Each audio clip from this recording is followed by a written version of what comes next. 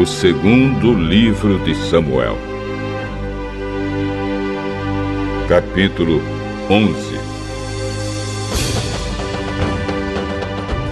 Na primavera seguinte, época do ano em que os reis costumam sair para a guerra, Davi mandou que Joabe, os seus oficiais e o exército israelita fossem atacar os inimigos.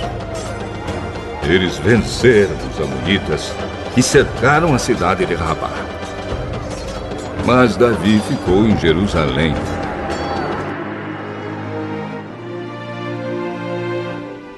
Uma tarde, Davi se levantou, depois de ter dormido um pouco, e foi passear no terraço do palácio. Dali viu uma mulher muito bonita tomando banho. Aí ele mandou que descobrissem quem era aquela mulher e soube que era Batseba, filha de Eliã e esposa de Urias, o heteu.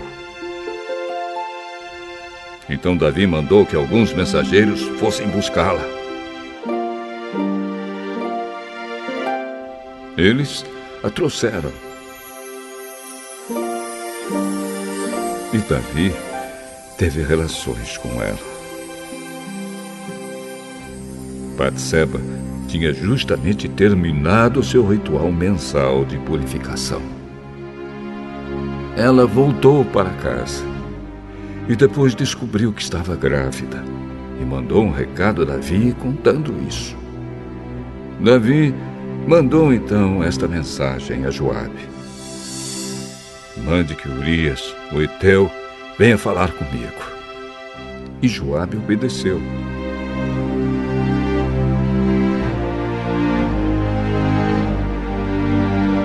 Quando Urias chegou, Davi perguntou a ele se Joabe e as tropas estavam bem e como estava indo a guerra.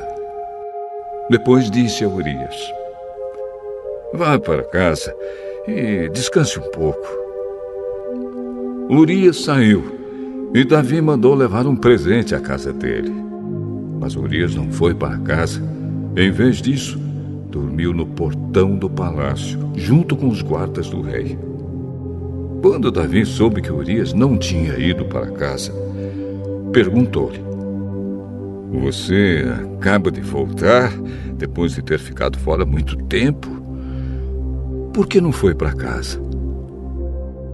Os homens de Israel e de Judá estão longe, na frente de batalha, e a Arca da Aliança está com eles. O meu comandante Joabe e os seus oficiais estão acampados ao ar livre. Como poderia eu ir para casa, comer e beber e dormir com a minha mulher? Juro por tudo que é sagrado que nunca poderia fazer isso. Fique aqui o resto do dia. Amanhã eu o mandarei de volta.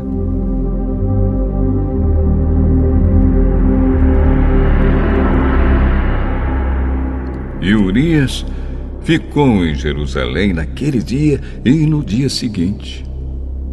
Davi convidou-o para jantar e fez com que ele ficasse bêbado. Mesmo assim, Urias não foi para casa naquela noite. Em vez disso, dormiu no seu cobertor no quarto da guarda do palácio.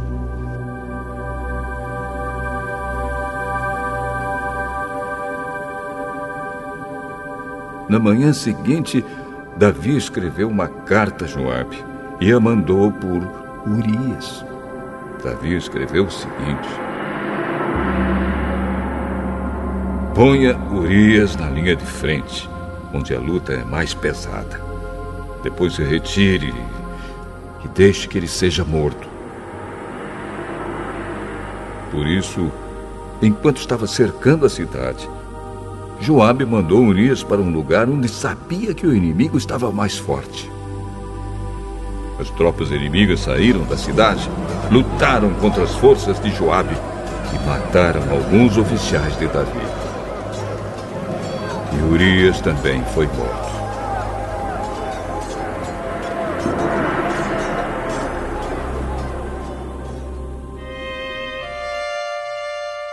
Então Joabe mandou a Davi notícias da batalha.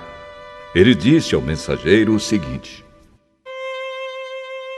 se depois que você contar ao rei tudo sobre a batalha, ele ficar zangado e perguntar: por que vocês chegaram tão perto da cidade para lutar com eles? Não viram que eles poderiam atirar flechas do alto da muralha?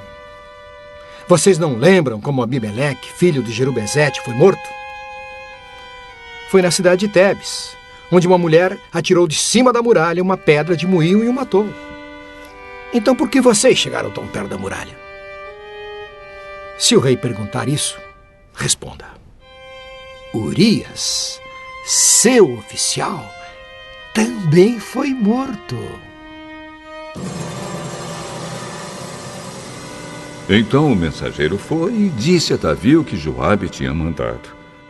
O mensageiro disse assim: os inimigos eram mais fortes do que nós e saíram para fora da cidade para lutar em campo aberto, mas nós os forçamos a voltar para o portão da cidade.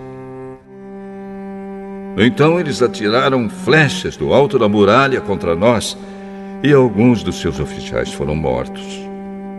E o seu oficial, Urias, também morreu.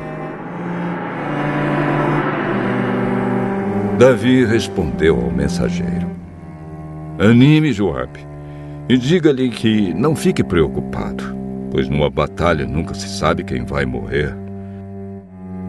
Diga-lhe que ataque com mais força até conquistar a cidade. Batseba soube que o marido tinha morrido e chorou por ele.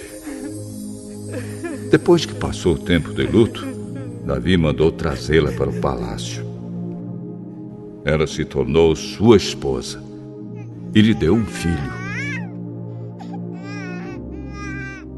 Mas o Senhor não gostou do que Davi tinha feito.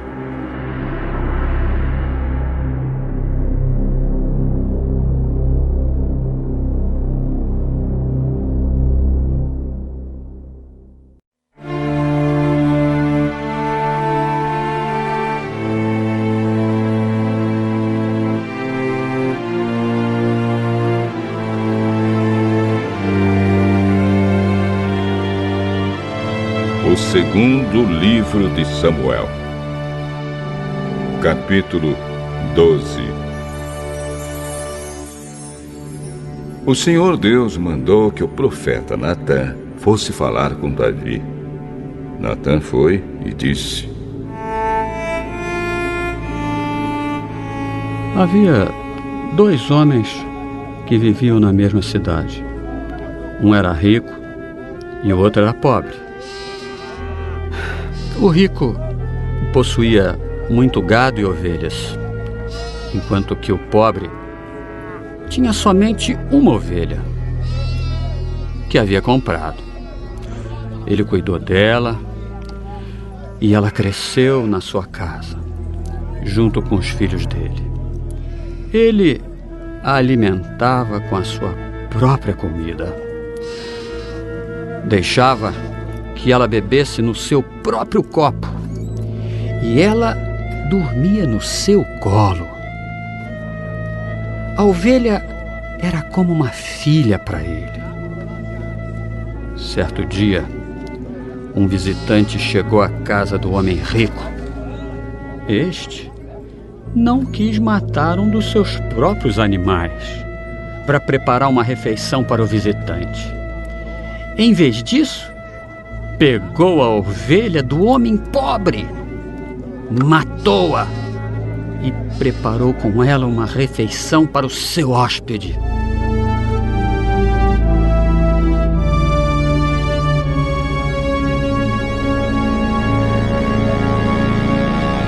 Então Davi ficou furioso com aquele homem e disse: eu juro pelo Senhor, o Deus vivo, que o homem que fez isso deve ser morto. Ele deverá pagar 4 vezes o que tirou por ter feito uma coisa tão cruel. Então Natã disse a Davi: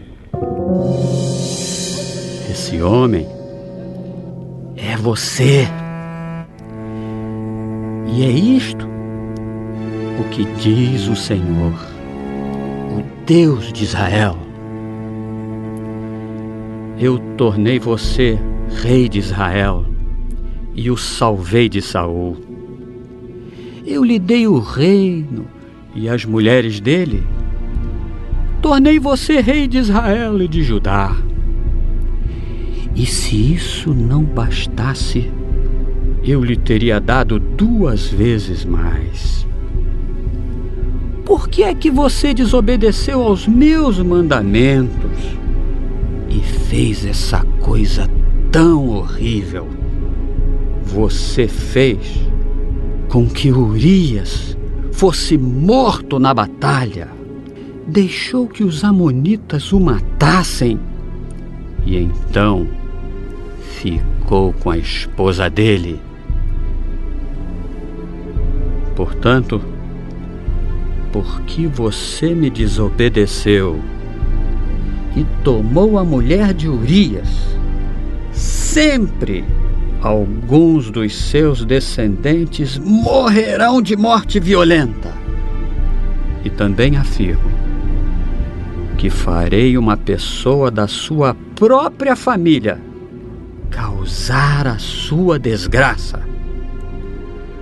Você verá isso quando eu tirar as suas esposas e as der a outro homem, e ele terá relações com elas em plena luz do dia.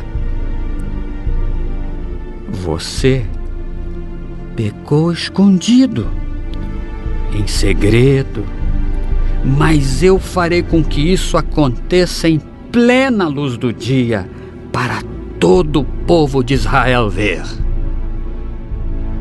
Então Davi disse: eu pequei contra Deus, o Senhor.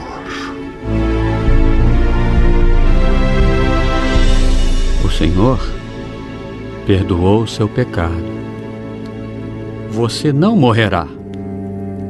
Mas, porque fazendo isso você mostrou tanto desprezo pelo Senhor, o seu filho morrerá. Aí, Natã foi para casa. Então o Senhor fez com que o filho de Davi e da mulher de Urias ficasse muito doente. Davi orou a Deus para que a criança sarasse e não quis comer nada.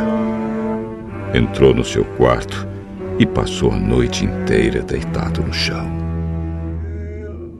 Então os funcionários do palácio tentaram fazer Davi se levantar, mas ele não quis e não comeu nada com eles.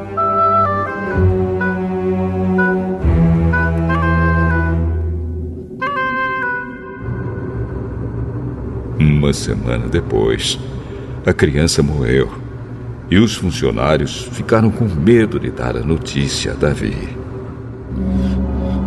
Enquanto a criança estava viva, Davi não respondia quando falávamos com ele. Como vamos dizer a ele que a criança morreu? Ele poderá fazer alguma loucura.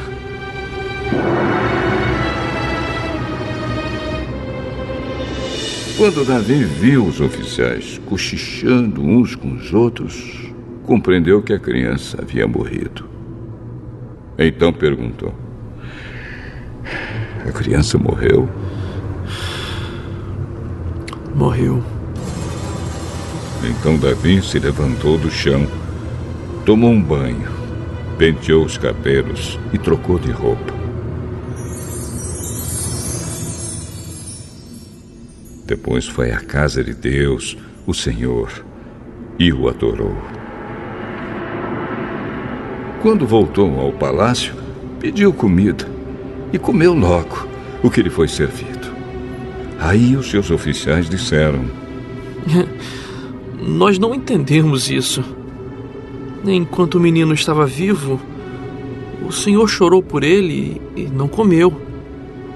Mas, logo que ele morreu, o Senhor se levantou e comeu. Sim. Enquanto o menino estava vivo, eu jejuei e chorei, porque o Senhor poderia ter pena de mim e não deixar que ele morresse. Mas agora que está morto, por que jejuar? Será que eu poderia fazê-lo viver novamente? Um dia eu irei para o lugar onde ele está. Porém, ele nunca voltará para mim.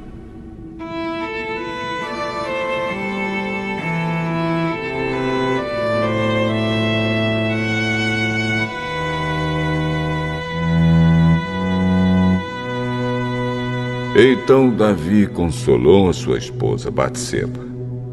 Teve relações com ela, e ela deu à luz um filho, a quem Davi deu o nome de Salomão. Deus amou o menino e mandou que o profeta Natã lhe desse o nome de Jedidias, porque o Senhor Deus o amava.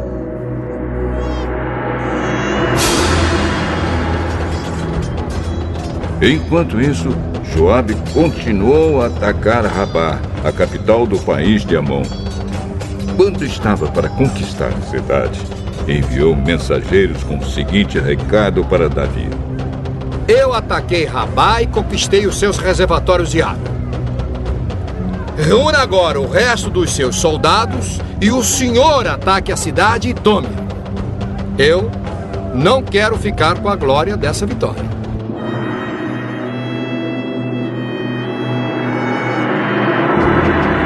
Então Davi reuniu seus soldados, foi até Rabá, atacou a cidade e a conquistou. Moloque, o ídolo que os amonitas adoravam, tinha uma coroa que pesava mais ou menos 34 quilos. A coroa era de ouro e nela havia uma pedra preciosa que Davi tirou e colocou na sua própria coroa. Levou também de Rabá muitas coisas de valor. Davi fez o povo da cidade trabalhar com serras, enxadas e machados e fabricar tijolos. E fez o mesmo em todas as outras cidades de Amon. Então Davi e os seus soldados voltaram para Jerusalém.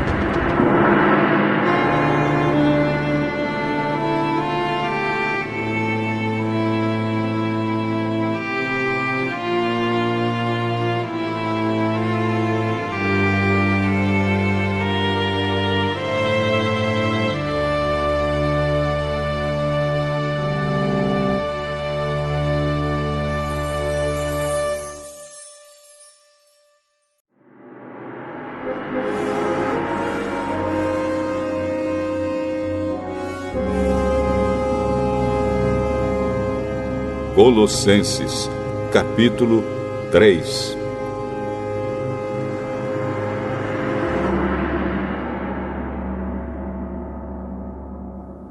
Vocês foram ressuscitados com Cristo.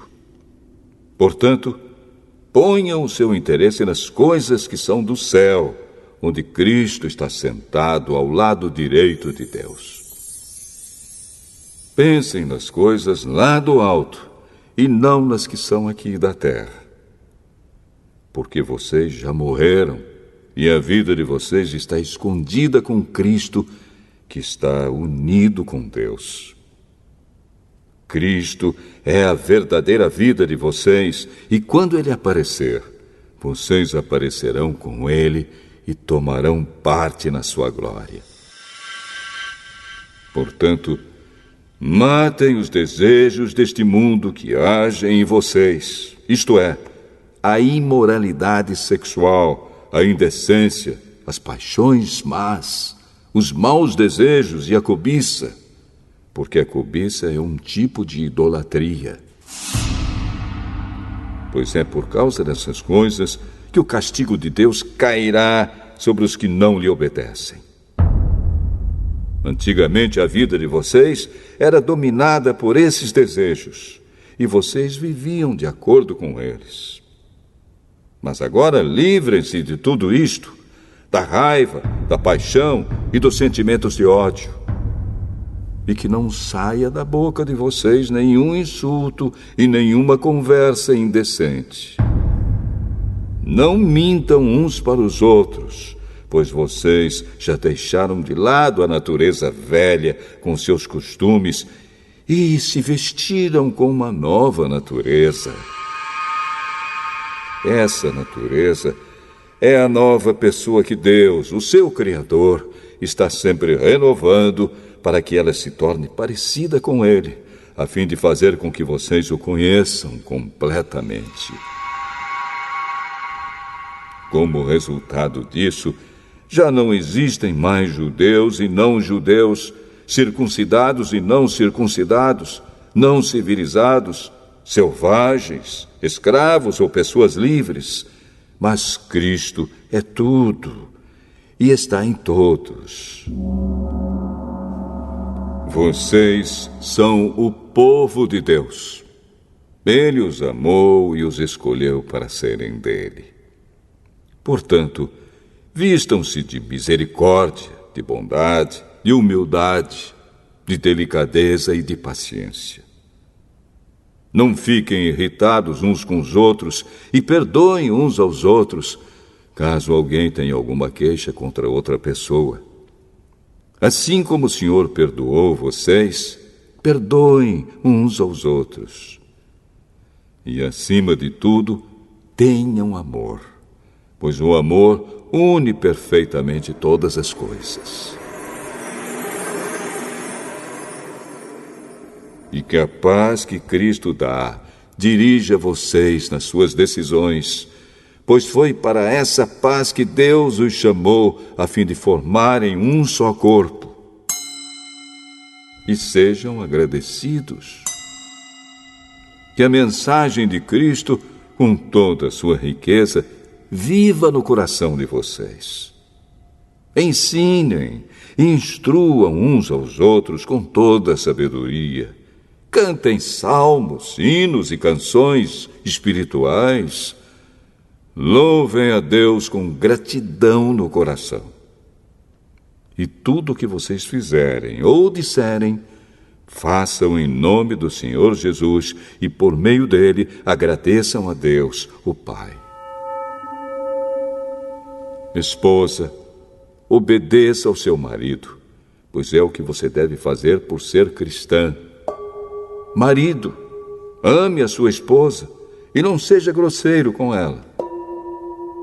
Filhos, o dever cristão de vocês é obedecer sempre ao seu pai e à sua mãe, porque Deus gosta disso. Pais, não irritem os seus filhos para que eles não fiquem desanimados.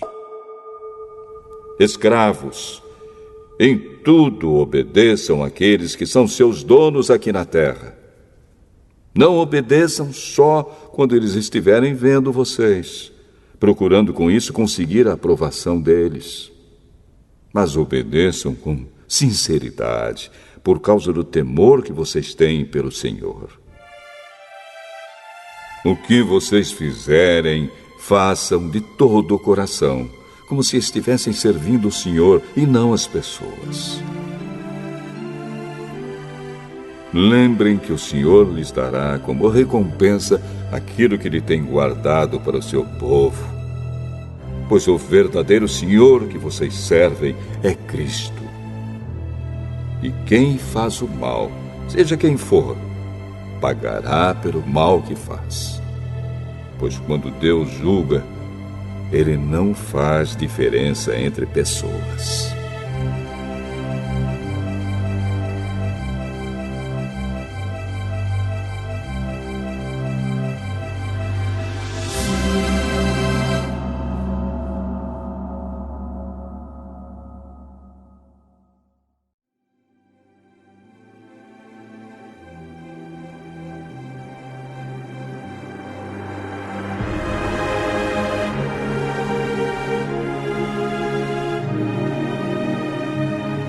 Colossenses, capítulo 4.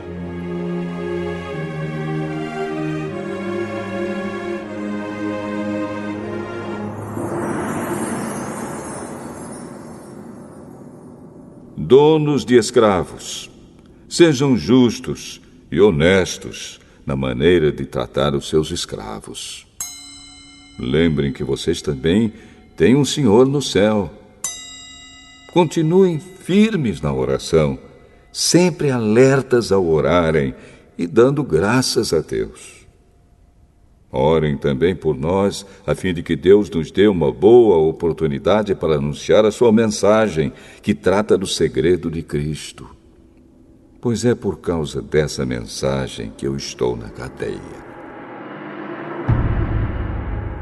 Portanto, orem para que eu faça com que o segredo de Cristo seja bem conhecido, como é o meu dever. Sejam sábios na sua maneira de agir com os que não creem e aproveitem bem o tempo que passarem com eles.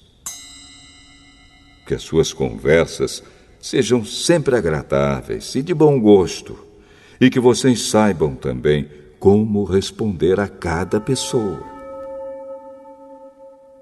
Tíquico, nosso querido irmão, trabalhador fiel e companheiro no serviço do Senhor, levará a vocês todas as notícias minhas. Eu o estou enviando para contar como todos nós vamos indo e assim animar vocês. Com ele vai Onésimo, o querido e fiel irmão que é da igreja de vocês. Eles vão lhes contar tudo o que está acontecendo aqui. Aristarco, que está na cadeia comigo, lhes manda saudações. E também Marcos, o primo de Barnabé. Vocês já têm orientação a respeito de Marcos para recebê-lo bem se ele passar por aí. Josué, chamado o Justo, também manda saudações. Esses 3 são os únicos judeus convertidos que trabalham comigo para o reino de Deus e eles têm me ajudado muito. Epáfras, outro que é da igreja de vocês e é servo de Cristo Jesus, também manda saudações. Ele sempre ora com fervor por vocês. Ele pede a Deus que faça com que vocês sejam sempre firmes, espiritualmente maduros e prontos para cumprir tudo o que Deus quer. Eu posso afirmar que ele tem trabalhado muito em favor de vocês e pela gente de Laodiceia e de Hierápolis. Lucas, o nosso querido médico, e o irmão Demas mandam saudações. Mandamos saudações aos irmãos que moram em Laodiceia. Saudações também para Ninfa e para a igreja que se reúne na casa dela. Peço que, depois de lerem esta carta, vocês a mandem para Laodiceia, a fim de que os irmãos de lá também a leiam. E vocês leiam a carta que vai chegar de Laodiceia. E digam isto a Arquipo. Procure cumprir bem a tarefa que você recebeu no serviço do Senhor. Com a minha própria mão escrevo isto. Saudações de Paulo. Não esqueçam que estou na cadeia. Que a graça de Deus esteja com vocês.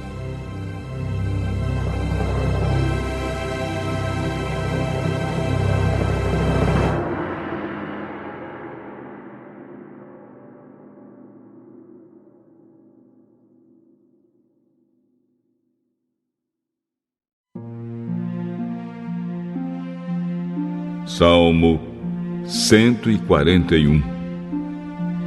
Salmo de Davi. Ó Senhor Deus, eu clamo a Ti. Vem depressa me socorrer. Escuta-me quando eu peço a Tua ajuda. Recebe a minha oração como se fosse incenso, e que as minhas mãos levantadas sejam como a oferta da tarde. Ó Senhor, controla minha boca e não me deixes falar o que não devo. Não permitas que o meu coração deseje fazer o mal nem que eu ande com os que são perversos ou tome parte na maldade deles. E que eu nunca esteja presente nas suas festas. Eu aceito que uma pessoa direita me repreenda ou castigue, pois isso é um gesto de amizade. Mas eu nunca aceitarei elogios dos perversos e continuarei a orar contra a ruindade deles. Quando os seus chefes forem atirados do alto dos rochedos, então o povo saberá que eu dizia a verdade.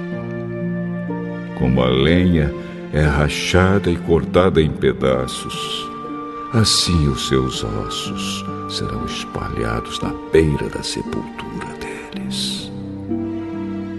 Mas eu, ó Senhor meu Deus, continuo confiando em Ti e buscando a Tua proteção. Não me deixes morrer. Livra-me das redes que os perversos estendem para me pegar. Livra-me das armadilhas dos que fazem o mal. Que os maus caiam nas suas próprias armadilhas e que eu consiga escapar são e salvo.